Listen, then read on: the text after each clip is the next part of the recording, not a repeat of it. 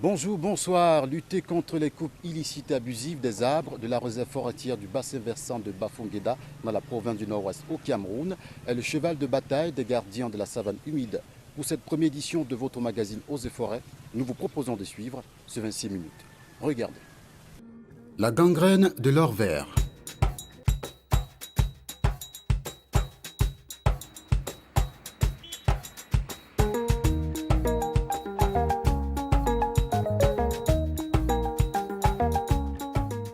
Bamenda, chef de la province du Nord-Ouest, offre au sommet de l'une de ses collines une vue géographiquement décorée d'habitations dont la verdure côtoie et remonte jusqu'aux collines.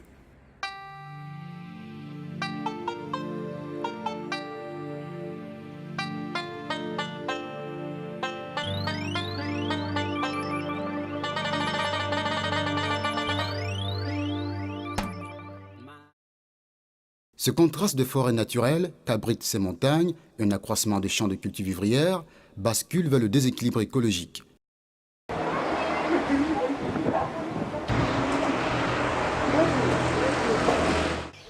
La terre fertile profite certes aux cultivateurs pour le bien-être des consommateurs du terroir et ses environs.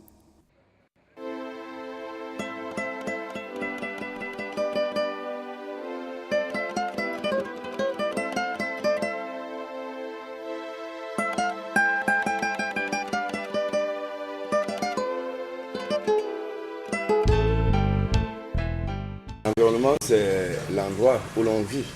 C'est le lieu de vie des êtres, qu'ils soient humains, qu'ils soient animaux, qu'ils soient végétaux. Donc l'environnement, peut se définir tout simplement comme un cadre de vie propre. Mais aujourd'hui, la saison sèche présente exige au mois de février-mars une consommation élevée d'eau alors que baisse son débit. Les coups d'eau asséchés témoignent de l'urgence. L'eau qui donne si bien la vie devient clairsemée plus que par le passé dans la ville de Bamenda et ses environs. Plus qu'un phénomène naturel, l'ignorance des hommes y est pour beaucoup.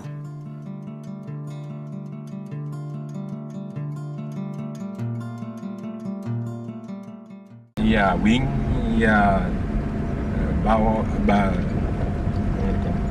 il y a Santa, il y a Akoum, il y a Bendankwe, il y a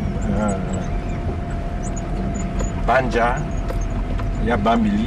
Alors que disent les personnes ici quand vous les demandez de ne plus détruire la forêt? Ils sont réticents et puis il y a un problème. Cette forêt était gérée avant par Fonds forestier, on ADEF. Ouais. Et maintenant, on est en train de négocier avec le ministère pour remettre cette gestion à l'ANAFOR parce qu'il y a des problèmes de personnel, il n'y a pas de gens pour bien suivre, bien protéger cette forêt. À une trentaine de kilomètres du centre-ville de Bamenda, Martin Go, au service de la savane humide, nous conduit pour y toucher du doigt les dégâts de l'influence humaine sur la réserve forestière du versant de Bafouguéda. Ici, les plantations forestières, vieilles de plus d'une cinquantaine d'années sous l'initiative coloniale, jouent un rôle primordial dans la régulation d'eau potable. Nous sommes dans la réserve de Bafouguéda. Cette réserve est une bassin versant qui alimente l'eau dans tous les villages environnants de Bamenda. Ça veut dire Santa, Awing, Akoum, Nkwen et la ville de Bamenda. Décimés par les hommes en quête d'espace cultivable, ceux-ci utilisent le feu de brousse, exploitent par conséquent le bois de chauffage et matériaux de construction.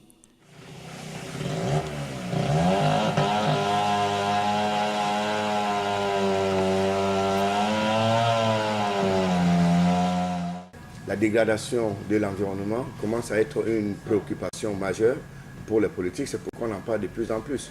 Il n'est même pas étonné aujourd'hui de voir des associations et même des partis qui militent en faveur, n'est-ce pas, de la protection de l'environnement. Depuis la signature du protocole de Kyoto en 1992 sur la préservation de la couche d'ozone, c'est-à-dire avec l'effet de serre qui ne cesse de se manifester, il y a comme une préoccupation pour les politiques, aussi bien du point de vue national qu'international, sur la préservation de l'environnement. Alors donc, c'est une question supranationale, et parce que, comme on le dit, hein, les battements d'une aile de papillon ici peut créer un tremblement de terre là-bas. La forêt naturelle est totalement détruite, comme vous pouvez voir derrière moi. On a fait le champ, on est en train de cultiver les carottes, les choux, les légumes, et partout, les forêts naturelles sont déjà détruites. Et il y a un problème. Le problème, c'est qu'il y a tarissement d'eau. Il n'y a plus l'eau pour alimenter les barrages d'eau qui est pour le Santa, et même pour alimenter le barrage d'eau de la SNEC de Bamenda. Donc, il est question que l'État intervienne et que les partenaires de l'ANAFOR, parce que l'ANAFOR est chargé de planter les arbres avec les populations, avec la communauté, donc privée. Donc, il est question qu'on appelle, on met tous les paquets ensemble pour replanter cette réserve, surtout les endroits où les gens ont décimé, ils ont détruit toute la forêt. Donc, il est question qu'on remette pour augmenter le débit d'eau dans cette région. Le déséquilibre écologique s'installe, l'urgence s'impose. L'univers lacustre des lieux est une attraction touristique à Bamenda. Si le lac Tawing reste encore hors de l'influence des hommes, c'est parce que le tourisme lui reconnaît un site pittoresque. Un lieu touristique, ouais. Et ça permet aussi d'alimenter un peu, puisqu'il y a une sortie de cette eau-là, d'alimenter aussi la nappe phréatique. Donc vous voyez que tout autour de ce lac, même en haut, c'est détruit. Donc le niveau, vous voyez là où il y a les arbres, là, l'eau était là-dessus. Vous voyez que ça a baissé. Primitivement, voici l'infime partie de la forêt naturelle de Bafouguéda. Les arbres, dans le biotope, l'espace de prédilection, empêchent l'érosion, retient les minéraux, conserve l'humidité et participe ainsi à la longévité des cours d'eau durant la saison sèche. Comparé à la réserve forestière voisine, on a les mêmes solutions. Lutter contre la chaleur, le désert, en préservant la savane humide, voire la forêt locale. Mais une fois encore, l'heure est aux urgences. La raréfaction d'eau en saison sèche s'étend au-delà de la province du Nord-Ouest aujourd'hui.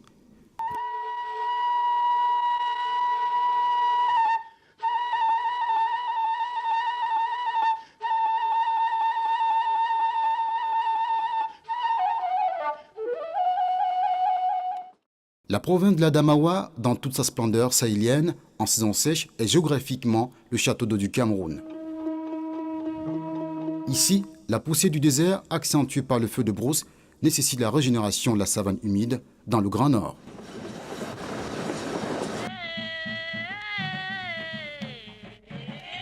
Afin que les paysans, dans leur entreprise agricole, améliorent le rendement pour le marché local qui se veut varié en suffisance alimentaire. Le grand problème ici, c'est la nutrition. Comme nous vivons dans une zone un peu aride, nous n'arrivons pas à nourrir nos enfants comme nous le voulons. Nous n'avons pas assez de production. Donc c'est surtout le grand problème que nous avons ici.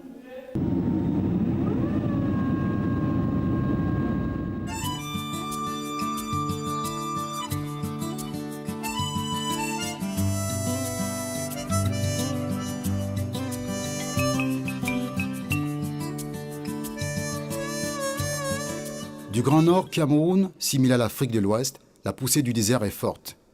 Lutter contre cette pénurie d'eau par la verdure, l'humidité devient un principe majeur en matière de développement durable.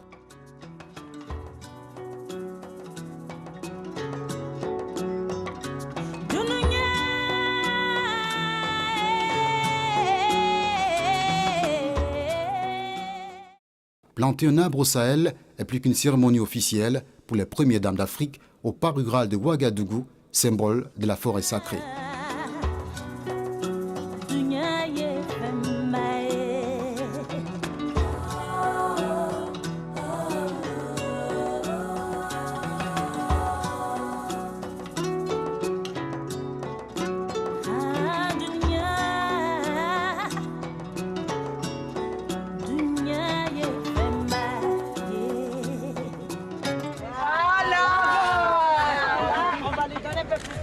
Bravo Chantal, merci. Hey, c'est un arbre du Sahel, hein? Merci beaucoup. Merci. C'est dire que le désert, en croit l'histoire du site, était moins présent qu'il est aujourd'hui. Prière agricole.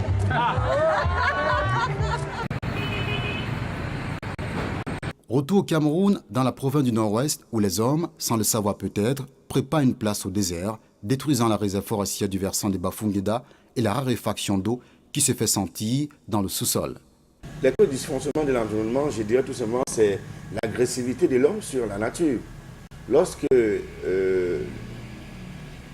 un exploitant forestier, n'est-ce pas, décime la forêt comme il entend, lorsque, comment dirais-je, un pêcheur, n'est-ce pas, pour sécher son poisson, est obligé de détruire la mangrove, qui est un élément important dans l'équilibre écosystémique du fleuve.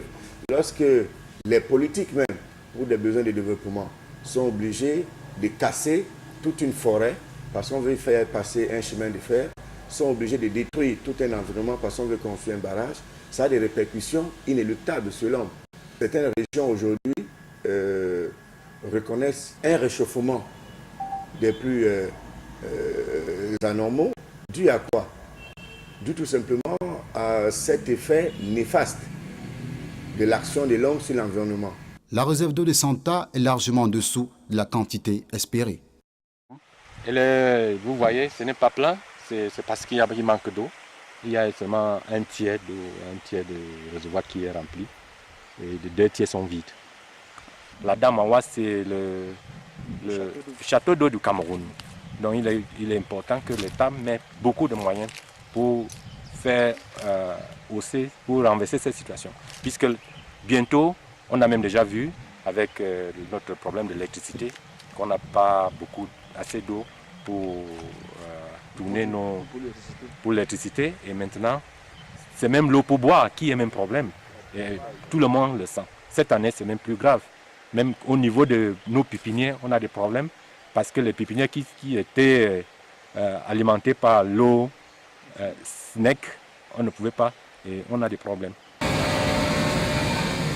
En matière de solutions pour la régénération de la savane humide et la forêt, les avis sont partagés. C'est mieux de laisser la forêt parce que pour garder la nature de notre pays, si on cultive les fruits ici, c'est pour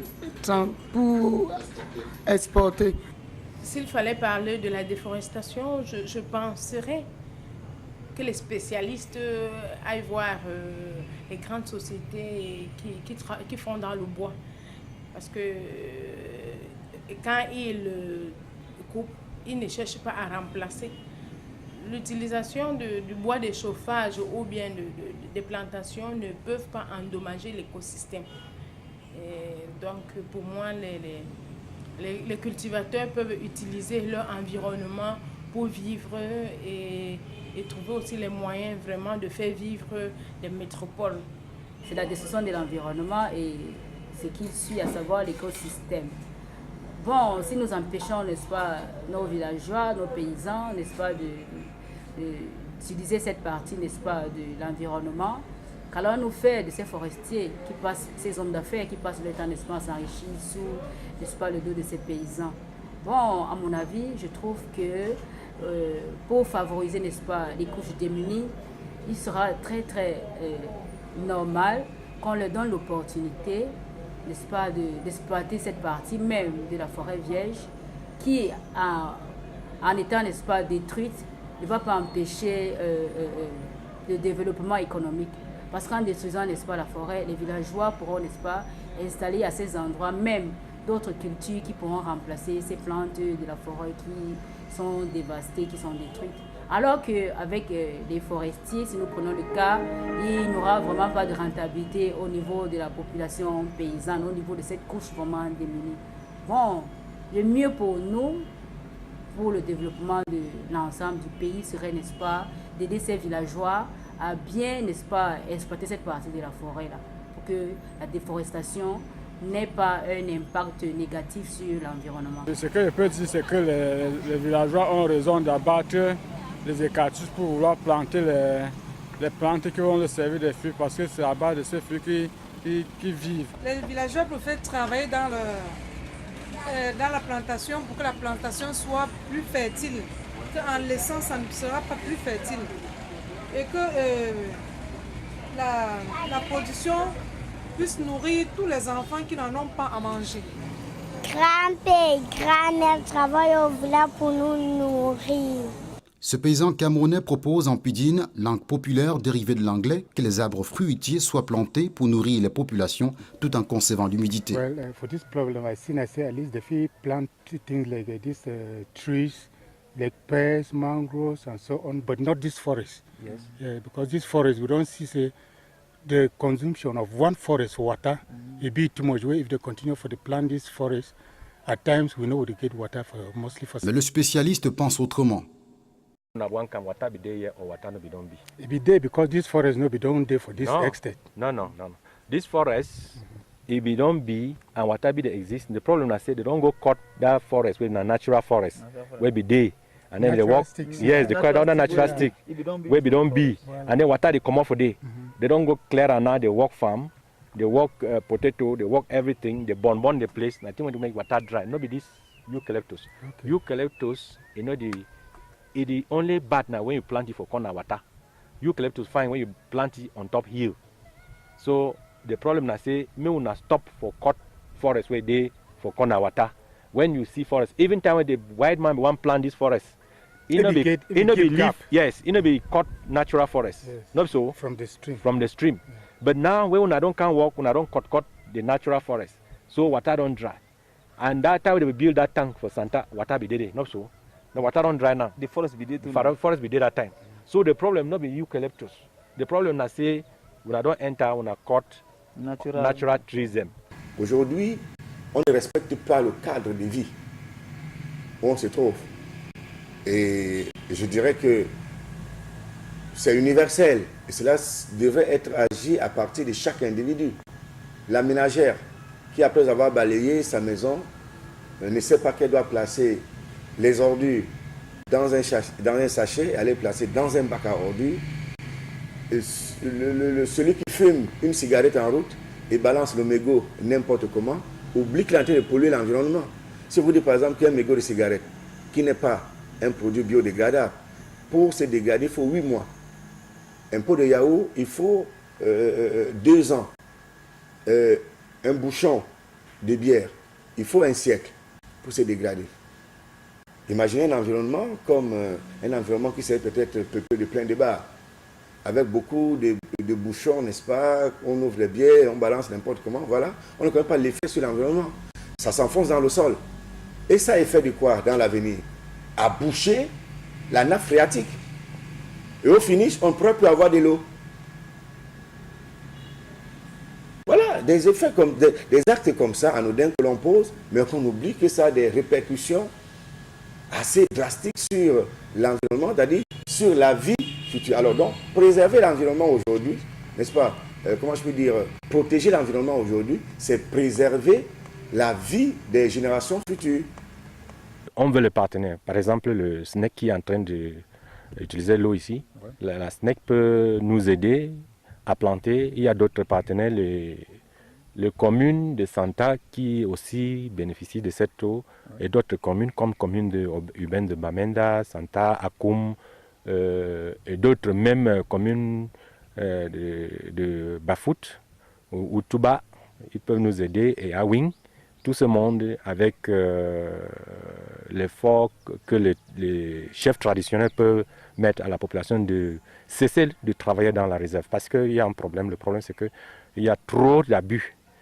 les plantations forestières qu'on a plantées d'ici, environ plus de 50 ans que certaines de ces plantations existent, ils sont en train de couper abusivement et sans contrôle, et on ne sait pas pourquoi. Vous allez voir les images de ces exploitations tout à l'heure.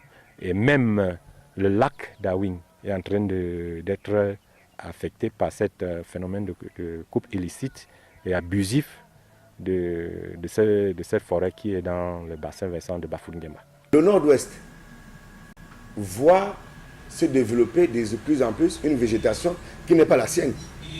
Et pas la région de Bafougne-Nguemba par exemple. Aujourd'hui c'est une savane. Mais c'est une savane due à l'action de l'homme, ce n'est pas une savane naturelle. C'est différent des savanes qu'on retrouve, n'est-ce pas, dans les chaînes montagneuses de l'Ouest, par exemple. Et ceci, c'est très dangereux pour l'avenir. C'est très dangereux pour l'avenir. Donc, les questions de préservation, il faut vous demander des solutions. Je dis, il faut déjà qu'on ait une loi. Il faut que n'est-ce pas, qu'on légifère de façon efficiente sur l'exploitation forestière. Et pour légiférer sur l'exploitation forestière, c'est dessiner tout simplement les politiques de quotas. Combien peut-on couper en combien de temps? Et pourquoi et quelle espèce?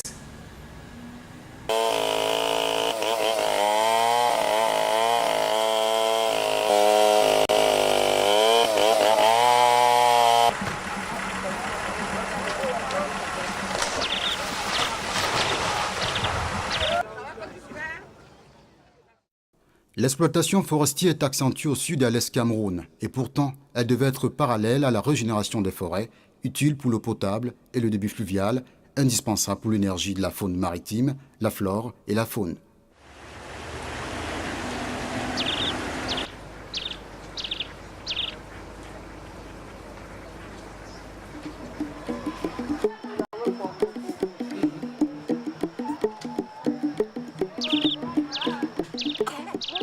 Afin que les générations à venir aient la chance de vivre en milieu favorable et découvrir les espèces d'animaux, aussi petits soient-ils, qui s'abreuvent au clair ruisseau de nos villages.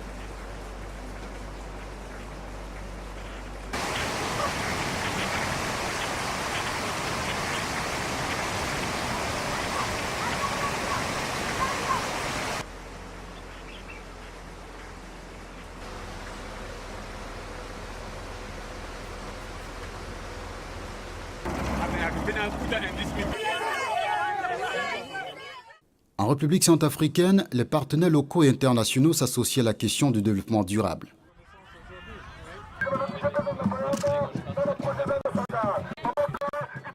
La déforestation favorable à la poussée du désert dans la sous-région se doit d'être une synthèse réelle entre l'exploitation, la conservation et la régénération de nos forêts. Vous parlez de la forêt de l'Est Cameroun qui va, n'est-ce pas, avec toute la forêt du Sud Cameroun qui constitue avec la forêt du Congo, du Gabon et de la RD Congo, ce qu'on appelle le bassin du Congo, qui est la deuxième réserve mondiale après l'Amazonie. Donc, s'il était une solution, c'est que l'État y crée, par exemple, une réserve. Les réserves sont protégées et les réserves sont... pourquoi pas les placer comme patrimoine de l'humanité par l'UNESCO, comme on a fait avec la région de la Lopé au Gabon. La forêt de la Lopé au Gabon a été placée comme patrimoine de l'humanité et par une convention avec l'UNESCO. Donc je pense que c'est un enjeu majeur. C'est un enjeu majeur. Si on veut que les populations à venir puissent vivre décemment dans un environnement sain, il faut commencer à préserver cet environnement dès à présent. Le ministère de tutelle au Cameroun ouvre ses portes aux appuis au développement forestier. Nous utilisons pour fertiliser les grains d'eucalyptus.